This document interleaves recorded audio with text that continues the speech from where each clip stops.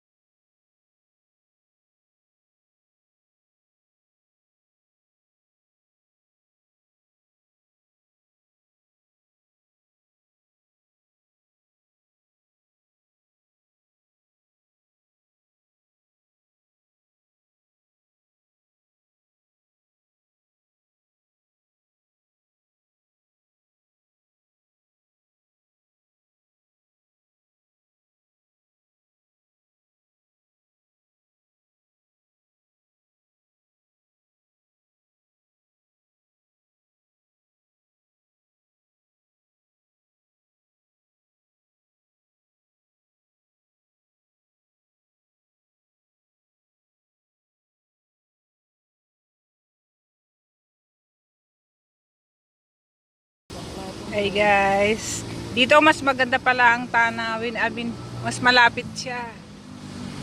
So yan.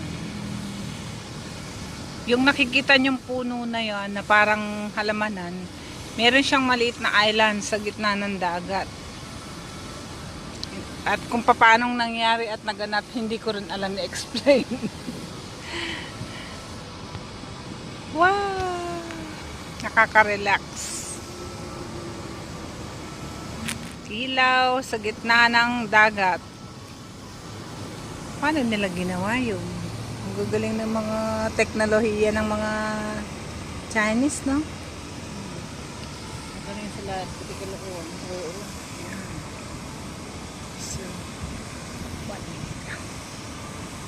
okay. Bye-bye.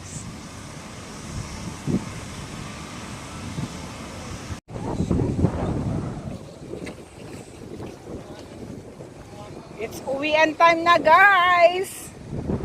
Uwian time ng mga Inday. Pero before anything else, tingnan muna natin ang magandang tanawin dito. Look.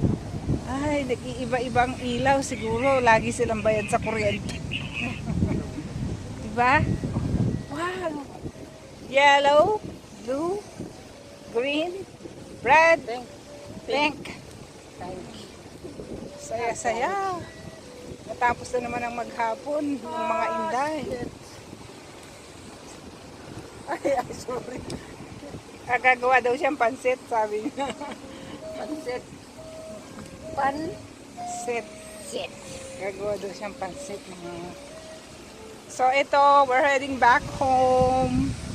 We've been to the party meet up of the Macau BNP group from the Macau community. So, ayan ang ating lalakbayin. Tcharan! Tungo doon sa landmark ng Macau, sa San Malo. So, that's all for now. See you next time, guys. Bye-bye.